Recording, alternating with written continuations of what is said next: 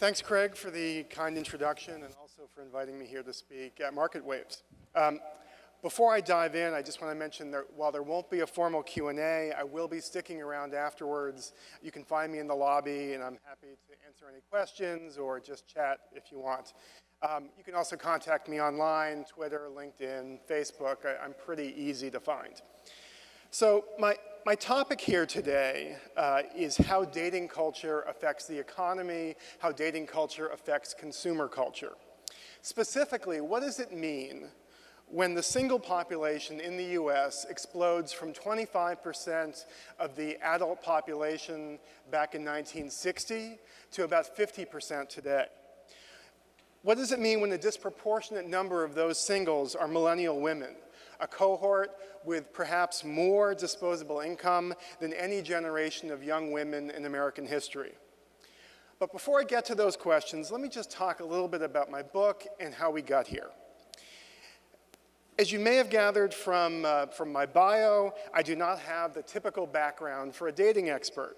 Whenever I give talks about Date-onomics, typically the first question that people ask me is essentially, how the heck did a Fortune magazine writer, somebody who normally writes about super boring stuff like oil and gas or the stock market, how did I ever end up writing a book about dating?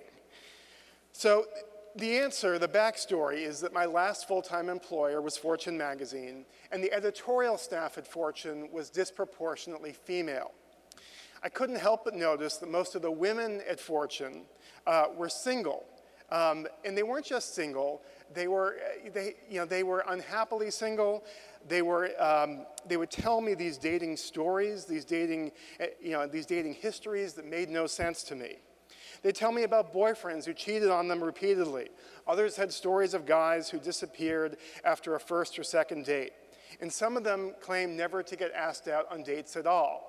In contrast, the guys at Fortune seem to have way less going for us dating-wise, yet we all seem to be married or involved in long-term relationships. So the question I wanted to answer in my book, Date-onomics, was this: why is dating nowadays so much easier for men than it is for women? It can't be as simple as women suck at dating, whereas men are really good at it. Yet, that's exactly the impression you would get if you strolled into the relationship aisle at any Barnes & Noble bookstore. What you would find is 20 dating books for women and maybe 2 for men. And the dating books for men really aren't about dating. They're about pickup artistry and things of that nature. The conventional dating books for women, books like The Rules, they tell women that they're going about things wrong, that it's their fault.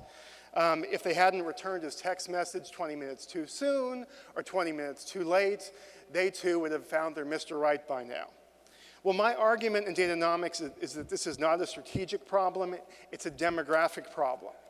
For the past 15, 20 years in the US, we've had 33% more women than men graduate from college. There we go, yes. The US Department of Education thinks this gap could reach 45% more women than men by 2024. The argument I make in Date-onomics is that this college gender gap has been the single biggest driver of the rise in the hookup culture and the declining marriage rates for college graduates. The college gender gap has created a dating pool, both in college and after college, that overwhelmingly favors heterosexual men and disfavors heterosexual women. These days, the average sex ratio on American college campuses is 57% female, 43% male. Now, expressed like that kind of a ratio, that might not sound like a huge gap, but it works out to 4 women for every 3 men. And of course, this college gender gap doesn't just disappear after you graduate. According to the Census Bureau, among college grads aged 22 to 29 in the US, there are now about 5.5 million women versus 4 million men. And just so you know, this college gender gap is not a uniquely American phenomenon. It's global. In Australia, there are 41% more women than men enrolled in college. In Brazil, it's 40%. Italy, 36%. Malaysia, 54%. Russia, 21%. The UK, there are 31% more women than men in college. Even in China, where there are 15% more young men than young women overall, there are still about 10% more women than men in college. This is a bit of a digression, but the global nature of the college gender gap, I think, is really important. There are lots of politicians and parents, too, who think that they believe the reason boys are falling behind academically has something to do with Title IX or because schools are operating in ways that favor girls. Well, I can assure you that the educational systems in China and Malaysia are not at all influenced by Title IX, nor are they run by American feminists. So if Title IX is not to blame for what I like to call the boy problem, the question is, what is? My argument, my belief, is that the old disincentives and discrimination that once held back girls from college obscured a fundamental biological truth. When it comes to brain development, science shows that girls mature at a faster rate than boys. Research by neuroscientists shows that boys lag about a year behind girls in terms of intellectual maturity and social maturity. And as a parent of 3 boys, I can tell you I did not need to read the science to know this. The end result is that girls tend to do better at schoolwork, which is why they get better grades in school, which is why they attend college in greater numbers. Indeed, studies show that when kids are held back a year in school, the boys show much more test score improvement than the girls do. So as I see it, the easiest and most cost-effective way to solve the boy problem and to close the college gender gap over the long term would simply be to delay when boys start elementary school by 1 year. All right, back to dating demographics. Obviously, the college gender gap would not matter so much if we were all more open-minded about whom we date and eventually marry. Unfortunately, the latest science, the latest research on this shows that we aren't all that open-minded. The long-term trend in the US and in other Western countries is towards what academics refer to as assortative mating. And that's basically just a fancy way of saying that college grads want to date and marry only other college grads. My personal expectation, my hope, is that over time this is going to change and we'll see an increase in what I call mixed-collar marriages, white-collar women married to blue-collar men. But this won't happen overnight. So the question is, what are the consequences of having a blue-collar dating pool with too many men and a white-collar dating pool with too many women? Psychologists and sociologists have done a ton of research on sex ratios and their effects, and the consensus is very clear. When sex ratios are in balance, or even when there are slightly more men than women, the whole dating culture becomes more monogamous and more traditional. Marriage rates are higher and divorce rates lower. But when women are the ones in oversupply, as they are today among college graduates, marriage rates are lower and divorce rates are higher. The whole dating culture becomes looser, more sexualized, and less monogamous. So, as you can see from this slide, the marriage rate in the US has fallen sharply over the past 25 years. And as the next slide shows, it's more than just a delay. This slide compares the percentage of never married women in 1980 versus 2015. And the fact that so many women remain never married at age 25 is certainly an indication that many of them may never marry, whether that's by choice or by circumstance. Now, there's been quite a bit of media coverage trying to explain all this. The New York Times, for example, would like us to believe that millennials just want to take the time to get to know one another. Evidently, us baby boomers or Gen Xers did not care about such things. USA Today, they think it's a lifestyle choice. They think millennials just enjoy being single. The argument I make in my book, Date-onomics, is different. Simply put, I argue that college-educated women are struggling to get married because there aren't enough college-educated men. And the college grad men who are single, they are in less of a rush to settle down because they know they're in high demand. So one question I get asked all the time is how can I be so certain that it's sex ratios that are responsible for the decline in monogamy? How do I know it's not actually Tinder's fault or Hollywood or something else? Well, in Date-onomics, one of the ways I make my argument is by using college campuses as case studies. Colleges are really useful for this purpose because they kind of operate as self-contained dating pools. In other words, students tend to only date the other students. The average college campus these days is 57% female, again, 4 women for every 3 men. And there are plenty of colleges in the US where it's even more lopsided than that. The University of North Carolina and the University of Georgia are now both 60-40 women to men, 3 women for every 2 men. Now, of course, not every college nowadays has more women than men. There are still some with more men than women, and plenty more that are 50-50. For the purposes of my research, the 50-50 colleges and the more men than women colleges became my control group. In other words, if pop culture were really responsible for the hookup culture, it should be affecting all college campuses, not just the mostly women, mostly female ones like UNC or Georgia. In the book, I analyzed 40 major public and private colleges, ranking them by their sex ratios. Then I paired that data with students' own descriptions of what dating life is like at their schools. The dating descriptions came courtesy of a website called niche.com, which is a student-authored college review website that's really written for college applicants. I'm not going to run through all 40 colleges, of course, but I am going to give you a sense of what I found. I'm going to start with my control group, the colleges that are either 50-50 or have more men than women. So first up is Georgia Institute of Technology in Atlanta, Georgia. Georgia Tech is 34% female, 66% male, which is 2 guys for every 1 girl. Here's what students had to say about dating at Georgia Tech. Quote, Tech is a fairly monogamous campus. For the most part, people like to be in relationships. Next, California Institute of Technology in Pasadena. Caltech is 41% female, 59% male. Here's the comment about dating. Students here tend not to date, but have relationships. Breakups are rare, and many couples get married after Caltech. Tufts University in suburban Boston. Tufts is 50-50, 50% male, 50% female. Here's the comment about dating. Halfway through sophomore year, people begin to pair off and generally stay paired off through junior and senior years.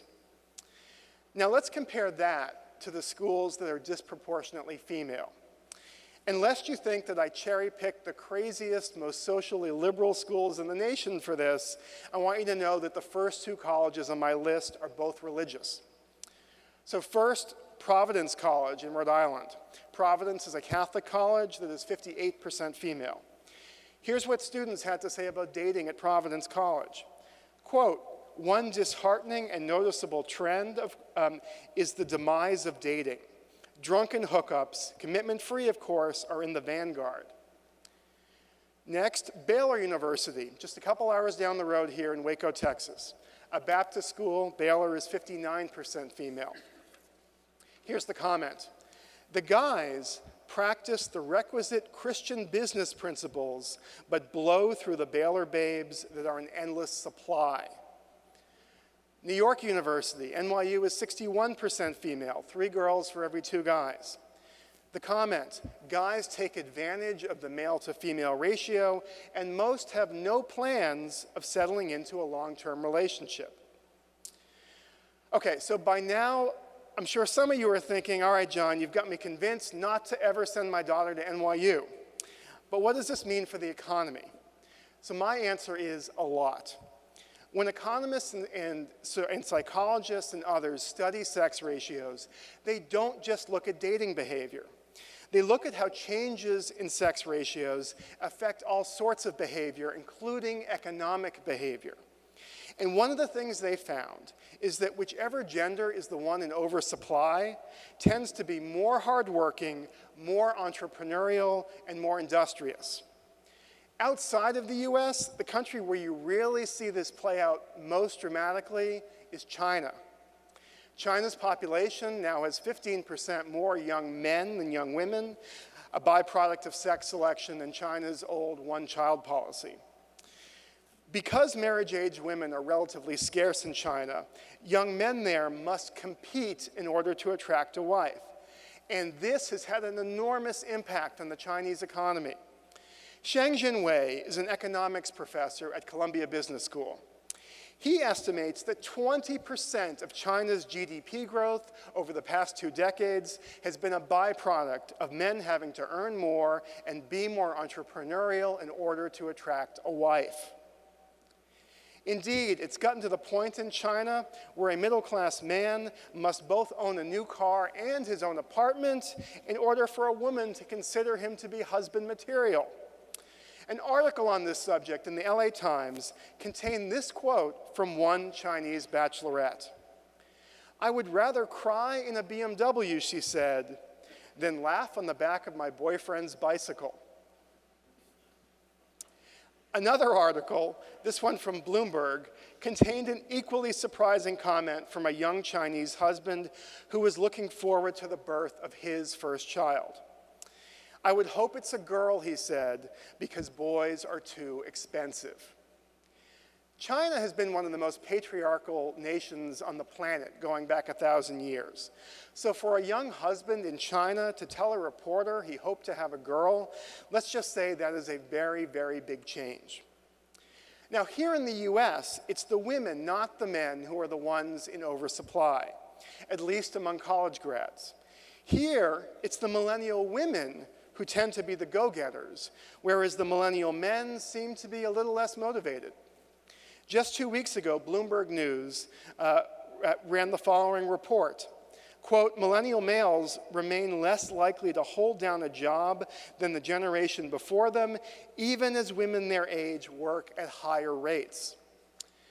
Hannah Rosen, the author of the book, The End of Men, goes so far as to describe millennial men, and these are her words, not mine, as happy couch potatoes.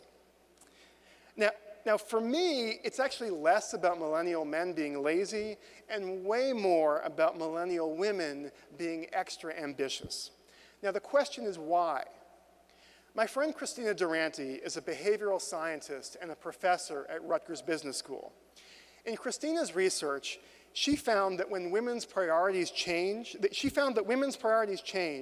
whenever they perceive eligible men to be in shorter supply. When sex ratios skew female, women tend to focus more on career and earnings and less on marriage. Durante views this as an evolutionary adaptation. Whether it's conscious or subconscious, women realize they may have to go it alone as parents, which requires greater focus on career and earnings. In college, female students earn higher grades than men, and they have higher graduation rates too. Even in STEM classes, women get better grades. After college, yes, women do bump up against the gender pay gap, but millennial women seem to be hammering away at it. A 2016 study found that white-collar millennial women put a higher priority on earnings than do millennial men. Another study, this one commissioned by the white-collar job site Hired.com, found that entry-level women typically ask for starting pay 5% higher than millennial men and wind up receiving pay 7% higher. The way things are trending, as this slide shows, this slide shows the wages of young men versus young women going back to 1980. The way things are trending, it will not be long before young women out-earn young men. Again, I'm not ignoring the fact that some women still get paid less for doing the same work. What I'm saying, what I'm arguing, is that the gender pay gap is going to be swamped by bigger economic trends. 1/3 more women than men are attending college, and over their lifetimes, college graduates earn about 80% more than people with only a high school degree. Given this, I feel pretty confident in predicting that millennials will be the first generation in American history in which the women likely out-earn the men. Now, generally speaking, I think corporate America has been a little bit slow to recognize this sea change. Millennial women are outshining millennial men, yet a lot of marketers still seem to operate under the presumption that the future will be male, but not all of them. I'm now going to show you 2 television commercials that I really believe are signs of things to come. The first one is from Acura, the luxury car brand. Now, historically, luxury car advertising was always aimed at men because men were the primary breadwinners. 2 years ago, though, I was on a panel at South by Southwest with Ed Beadle, who's the head of marketing at Acura.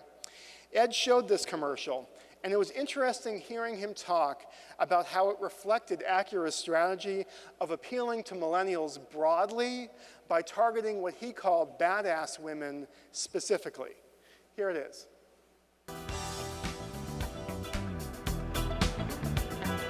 Fab Five Freddy told me everybody's fly. DJ spinning, I said, my, flash is fast, flash is cool, Francois, c'est pas, flash J no do, and you don't stop. Sure shot, go out. We can hear her. Oh, yeah. And you get in your car and you drive real far and you drive all night and then you see a light and it comes right down and lands on the ground and out comes a man. The 273 horsepower RDX from Acura. So in case you missed it, the tagline for this one was drive like a boss. In other words, she is the boss, and that meeting is not going to start until she is done singing. The next commercial is for a pseudo craft beer called Shock Top. And the only reason I say pseudo is that Shock Top is actually owned by Anheuser-Busch. Anyway, there's a lot of really interesting messaging going on in this one, which I'll discuss in a moment. There's a time in life when you've lived just enough to have a past. But a world of firsts lies ahead. Your first real job. Your first apartment.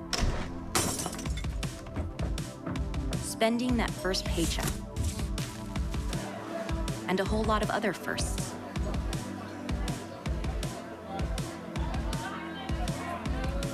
Hi.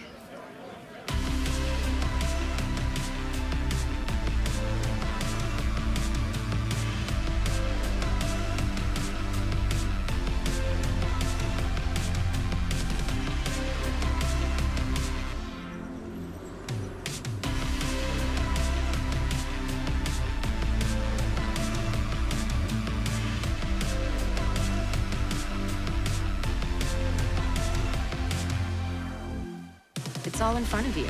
So raise a shock top and cheers to what's ahead. So first off, this is a beer commercial aimed at women, and that alone makes it unusual. But of more interest to me is how the messaging in this commercial completely flips the script on traditional gender roles. She makes the first move. She's the one we see at work. He really seems to be the eye candy. And he moves into her apartment, which tells me that she is the one with the more stable income. I have absolutely no idea if the beer itself is any good, but I think the messaging is kind of brilliant. So now I'm going to shift, and let's talk about products and product categories most affected by more people staying single, and also by young women having so much more disposable income. Single people make different economic choices than married people. When people forego marriage, when they delay having children, it changes their purchasing decisions. So let's start with the biggest purchasing decision of them all, buying a house. Now, there's a bit of a misconception about how marital status affects the housing market.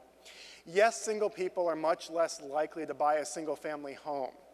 But because singles are not sharing their housing expenses with a spouse, singles actually spend more on housing per capita than do married people. Much more, according to the Economic Research Division at LG Electronics. Of course, given single millennials' preference for urban living, developers of condos and apartment buildings benefit more from this than do sellers of single-family suburban homes. In fact, according to real estate analyst Richard Florida, the average value of urban homes, of city homes, actually surpassed suburban homes by 2% in 2015, the first time this had happened in many, many years. So you may be wondering why LG, the South Korean electronics giant, is doing research on real estate and marital status. Well, LG manufactures flat-screen TVs, microwaves, refrigerators, washing machines, all the sorts of big-ticket items that people buy for their homes.